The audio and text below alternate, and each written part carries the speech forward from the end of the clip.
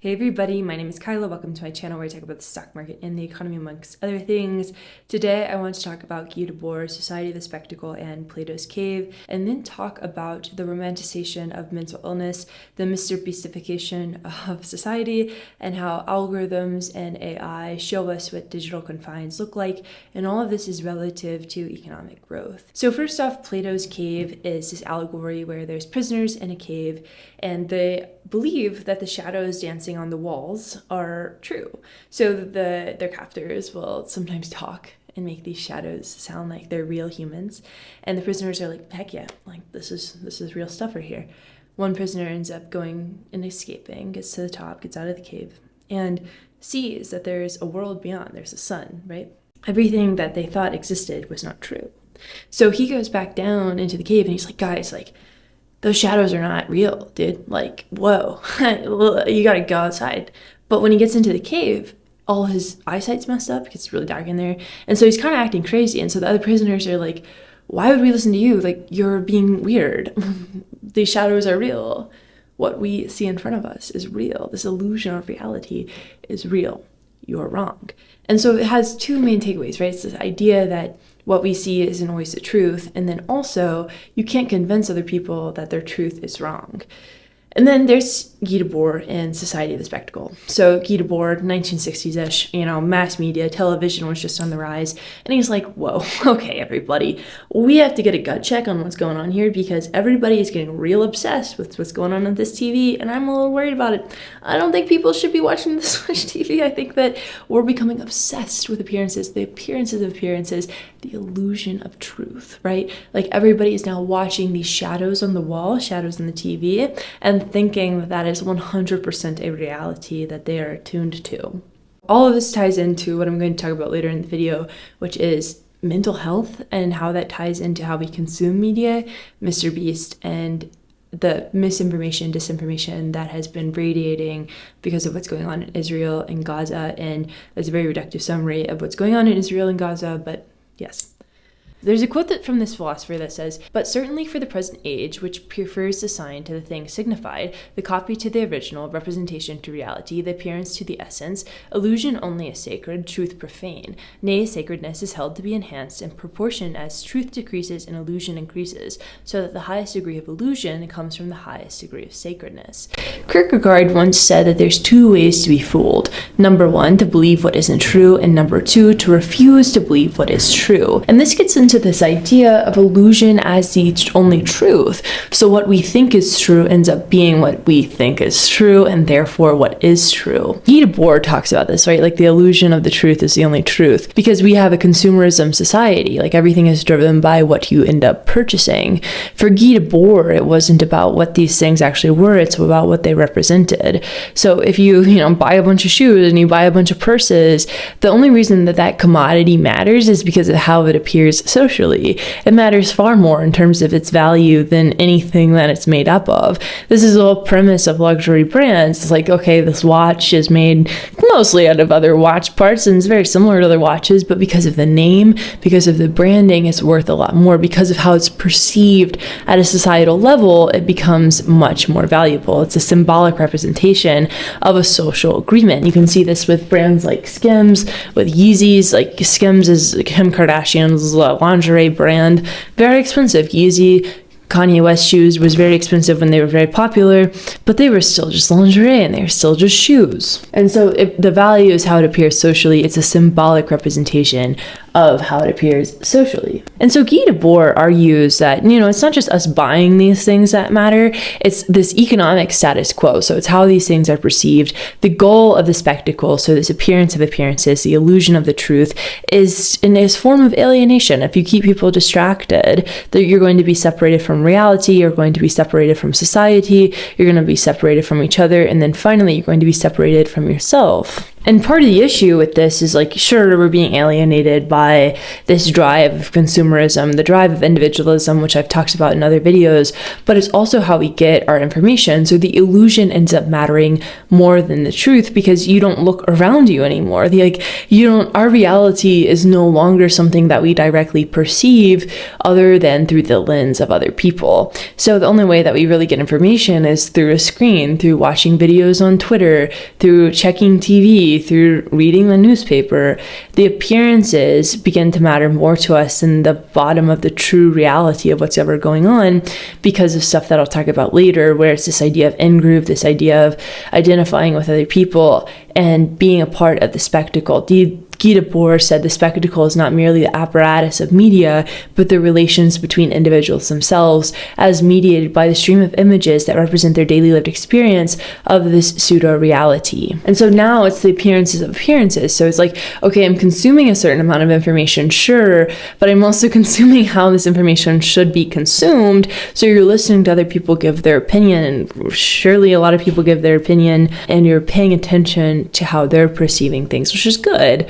But out of context and at an extreme, it becomes rather hard. And then we get into the spectacle as GDP growth. So it's really important that people end up consuming goods, number one, but then also consume the stories about the goods. So you're paying attention to the spectacle, paying attention to the appearance of appearances. As Jean-Luc Nancy said, suggests there's no society without the spectacle because society is the spectacle of itself. So we've gotten to this point where everything is perception, where everything is constantly being some sort of spectacle, something to pay attention to, which becomes almost impossible to exist in. And so Debord says here, the spectacle must not be understood as a product of the mass image technologies, but rather it's identical with the justification of the system it represents because it constitutes a totality and emerges as the purpose of modern consumer society. So now the purpose, this illusion of truth, is sort of the reason that we do all these things.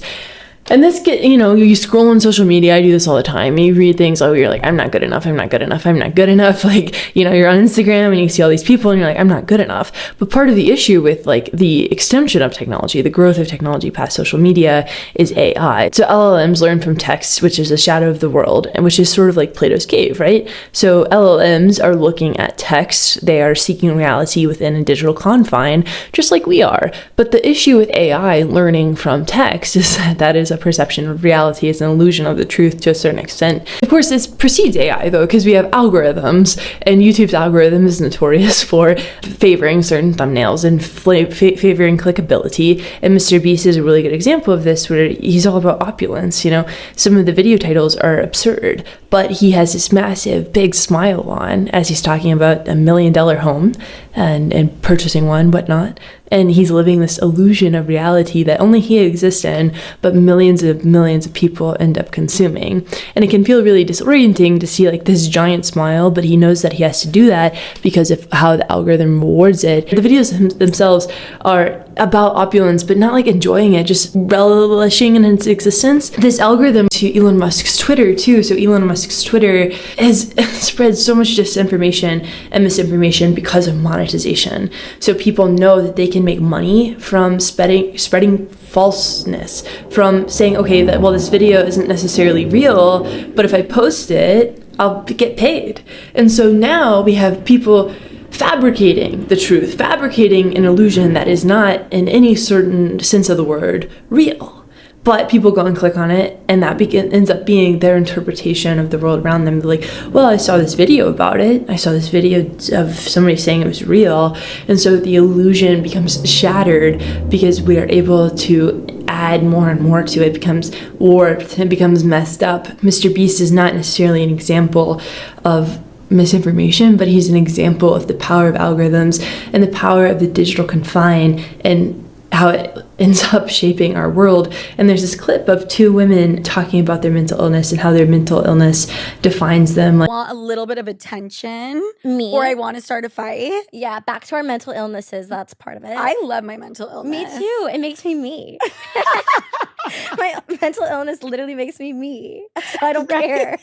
I just don't care. I literally I know. don't. How boring if we didn't have that. They're like, I wouldn't be anything if I wasn't mentally ill, which is really bizarre. But when you think about it, they're trying to use mental illness as a way of forming an identity. They're like, I have ADHD or I have OCD. Like, that's who I am, a person that has something wrong with them. But it's not something wrong with me, it's just how I am. And it becomes really confusing because you end up wanting to build some sort of community around sickness. And in a world that rewards an element of clickability, of, media headlines going negative because ad clickability loves negative news. Well, if you're sick, that's negative.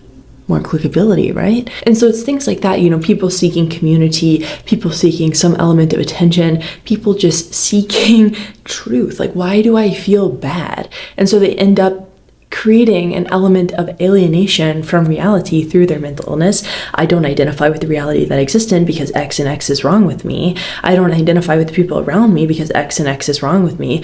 I don't identify with myself because X and X is wrong with me. There's this other TikTok that is this woman talking about how to join the silent walk movement, which is awesome. Get outside, walk around.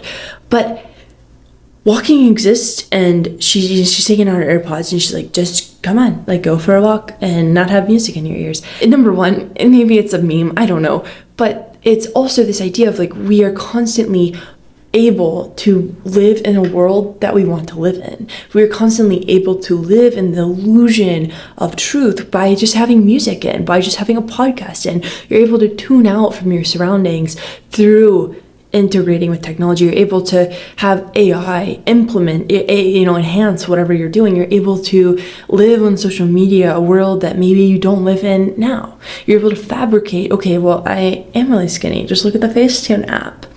I do have a mental illness, just I was diagnosed by a TikTok doctor, things like that. And hey, so editing Kyla here. When I'm talking about mental illness, I'm not meant to be reducing the severity of mental illness because obviously it's very severe for some people, definitely, and I don't know anyone's personal situation outside of my own. I'm just more so calling out how it has been co-opted by elements of social media where, there's like ADHD TikTok and things like that, where people are getting diagnosed by the algorithm. And that's more so what I'm talking about versus being like mental illness isn't real, because it's definitely real. Like, we live in a world where it's almost impossible not to have some sort of brain dysfunction. So with the silent walk movement, it's a sign that people want community. Mental illness, a sign that people want community. MrBeastification, to a certain extent, a sign that people want community. Also weird stuff with opulence and algorithms. Twitter is actually not a sign that people want community, but a sign of the degradation of media and how it has trended negative because of clickability, because of monetizing. And then, of course, the other examples I was talking about, the silent walk movement, the mental illness, to an extent, MrBeastification, is people responding to monetizing every single thing that we do, responding to the alienation that you feel when every single thing that you do can be a dollar sign. And that's what the society of the spectacle is kind of about. When it becomes entirely predicated on the appearance of appearances, when the spectacle is GDP growth, when everything just boils down to you living in some sort of fabricated universe, that's when things get really weird. And we're seeing elements of that now, just based on how often we have to interact with social media, how often we have to interact with each other online. The pandemic exacerbated that. So Plato's cave, going back to the beginning, most people are not just comfortable in their ignorance, but hostile to anybody who points it out. So that was another thing with him going back down and being like, yo guys, get out of here, like, it's pretty freaky, is the other prisoners were like, dude, we freaking can't, man. You're nutso. And that's part of the issue, is like, okay, so we live in this illusion as the only truth, right? But when you can't convince people that their illusion isn't real. And so that ends up being why the illusion matters more than the truth, why we're losing ourselves, is that when you stop caring, it's no longer an illusion, it's the reality. And so that's how Plato's cave and Debord's society of the spectacle all tie together. Is it's this idea of, okay, well, I know that what I'm living in isn't real, but there isn't anything I can do about it. And so the appearance of the appearance matters more than whatever's actually going on, because I don't know what's actually going on. And so when we talk about this, in context of the economy, the spectacle is GDP growth. And so, media headlines driven by monetizing and Twitter driven by monetizing, consumerism highly driven by making people feel insecure on social media. Ad dollars are how all the big tech companies made a lot of money, like Facebook, Instagram, YouTube. All of it. It's all ads. It's all selling you some image of what it is. And none of this is bad, right? Not bad or good, however you want to interpret it. It's just here. And so when we talk about the society of spectacle, we talk about the information that we're consuming, especially in a time of intense geopolitical conflict like we're in now, it's really important to check, to see, who am I getting information from? Do I trust them? Do I know that they know what they're talking about, or are they just prescribing to the illusion as the truth? And that's what's really important about media literacy and how we interact with the world around us. It's really easy to get lost, and it's happened to me. I'm not immune from this, right? But it's really important to pay attention and to say, okay, well, is this an appearance of an appearances? Is this the illusion that somebody's trying to sell to me as the truth? Am I stuck in my cave right now, right? Is somebody saying, hey, look, sun's outside, and you're like, but the shadows are on the wall, dude. Look, can't get out. That's all. So, thanks so much for listening. Thanks so much for spending time with me. I hope that you all are doing okay out there, and I will talk to you very soon.